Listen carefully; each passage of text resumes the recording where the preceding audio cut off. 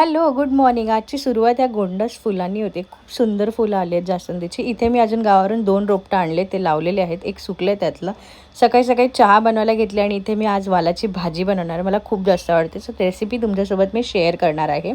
तेलामध्ये राई, जिरं, हिंग, कढीपत्त्याची फोडणी घालायची आणि त्यात आलं लसूण पेस्ट घालायचं. मग कांदा घालायचा आणि कांदा सॉफ्ट होईपर्यंत परतवून घेतल्यानंतर त्यात एक टमाटर घालायचं.